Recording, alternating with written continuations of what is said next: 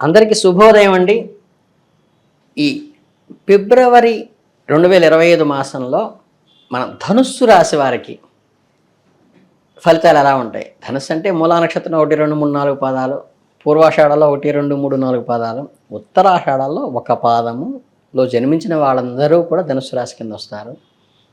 ఈ మాసంలో ధనుస్సు రాశి వారికి ద్వితీయ స్థానంలో రవి, బుధుడు, తృతీయ స్థానంలో భాతృస్థానంలో శని, చతుర్థ స్థానంలో రాహువు, శుక్రుడు, షష్టమంలో గురువు, సప్తమంలో కుజుడు, దశమంలో కేతువు సంచరిస్తున్నారు. ఫిబ్రవరి 12వ తేదీ తర్వాత రవి తృతీయ స్థానంలో ప్రవేశించడం వల్ల జీవితంలో కొత్త ఉత్సాహము, నూతన అవకాశాలు మీ అన్నదమ్ముల వల్ల వస్తాయి.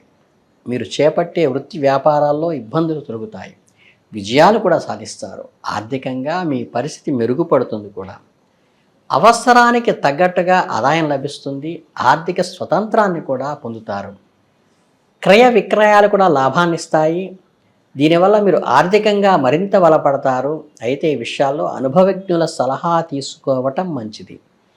మీరు సరైన మార్గంలో నడిచేందుకు సహాయపడతారు. వాళ్ళు ఇతరుల నుండి మీరు ఆశించిన సహాయం కూడా లభిస్తుంది. దీనివల్ల మీ పనులు చాలా సులువుగా నల్లేరు మీద బండిలాగా వెళ్ళిపోతూ ఉంటాయి.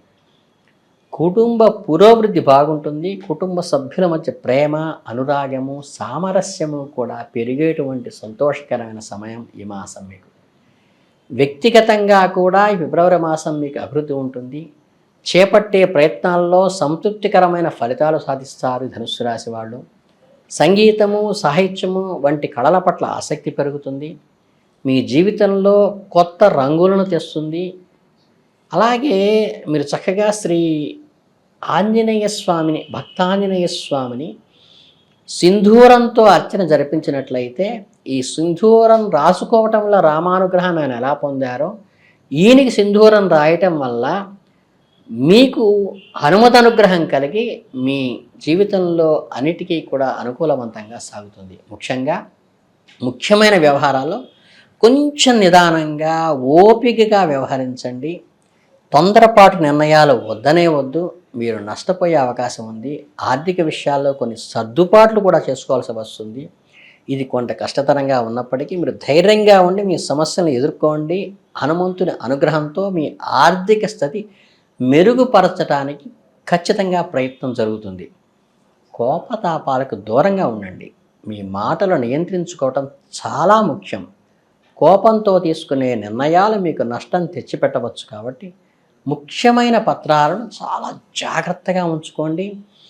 వాటిని పోగొట్టుకోకుండా జాగ్రత్త వహించండి అని సూచన చేయటం జరుగుతుంది. వ్యాపారంలో మీరు తాత్కాలిక భాగస్వాములను చేర్చుకుంటారు. వారి సహాయంతో మీ వ్యాపారాన్ని విస్తరించుకుంటారు. మరింత లాభాలను పొందుతారు. ఉద్యోగ అవకాశాలు కూడా మీకు కలుగుతాయి. దీనివల్ల మీ కెరీర్లో మంచి పురోగతి సాధిస్తారు.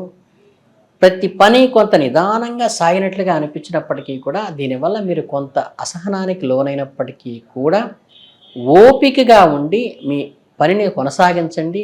మీ కృషికి తగ్గ ఫలితం పొందుతారు.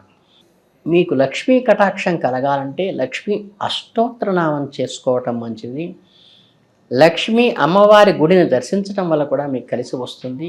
మీ ఆర్థిక స్థితి కూడా మెరుగుపడుతుంది. రాజకీయ నాయకులతో మీరు పరిచయాలు పెరుగుతాయి. దీనివల్ల మీకు భవిష్యత్తు ఉపయోగకరంగా ఉంటుంది. మీ సామాజిక స్థాయి కూడా పెరుగుతుంది. మీరు చాలా దీర్ఘాలోచన చేస్తారు. మీ భవిష్యత్తు గురించి ప్రణాళికను వేసుకుంటారు. మీ లక్ష్యాలను సాధించడానికి ఆ ప్రణాళికలు ఎంతో ఉపయోగపడతాయి.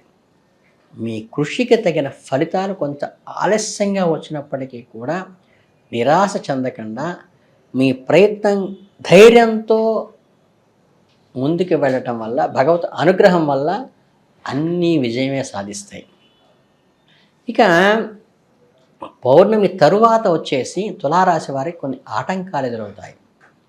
పనులు నిదానంగా సాగుతాయి. దీనివల్ల మీరు కొంత నిరాశ చెందవచ్చు. అయితే మీరు ఓపికగా ఉండి మీ ప్రయత్నాలు కొనసాగించినట్లయితే మీరు విజయం సాధిస్తారు. మీ ప్రయోజనాలకు ఎటువంటి ముప్పు ఉండదు. కుటుంబంలో ఈ చిన్న చిన్న మనస్పర్ధలు, అభిప్రాయ భేదాలు చోటు చేసుకుంటాయి. అయితే ఇవి చిన్న సమస్యలు మాత్రమే. మీరు సహనంతో, ప్రేమతో వ్యవహరిస్తే ఈ సమస్యలు అవే తొలగిపోతాయి. మీ ఉన్నతికి ఉపకరించే అంశాల పట్ల మీరు అధిక శ్రద్ధ వహించండి. మీ కెరీర్‌లో పురోగతి సాధించడానికి మీరు కొద్దిగా కష్టపడి పనిచేయాల్సి ఉంటుంది. మరియు ఈ అమ్మకాలకు సంబంధించిన విషయాల్లో మీరు జాగ్రత్తగా ఉండాలి. తొందరపాటు నిర్ణయాలైతే తీసుకోవద్దు. నష్టపోయే సూచన చేయడం జరుగుతోంది.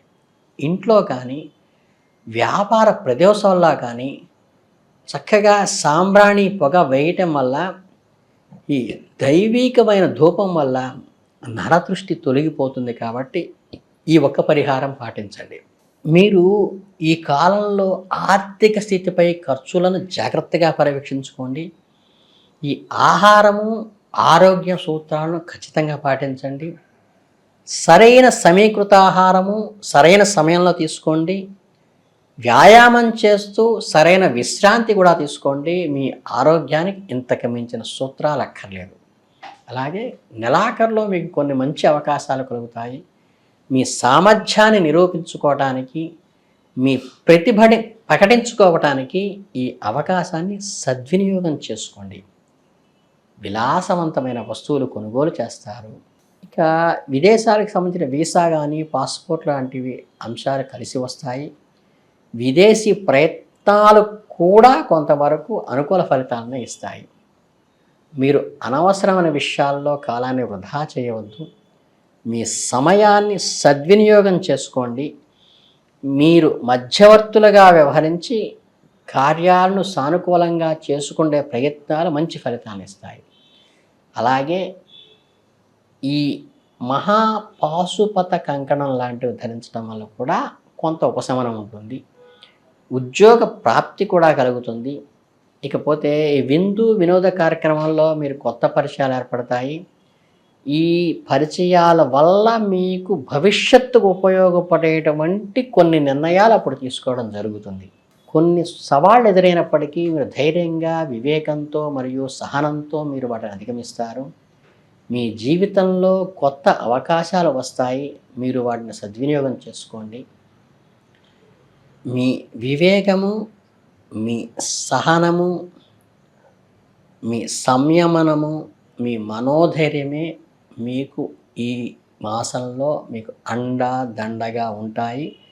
కనుక మీకు వచ్చిన ప్రతి అవకాశాన్ని సద్వినియోగం చేసుకుంటూ ఓపికతో, ఓర్పుతో ముందుకు వెళితే మీకు అద్భుతమైనటువంటి శుభ ఫలితాలను ఇచ్చేటువంటిది ఈ ఫిబ్రవరి మాసం. కాబట్టి ఈ ధనుస్సు రాశి వారందరికీ శుభాభినందనలు తెలియజేసుకుంటూ ధన్యవాదాలు.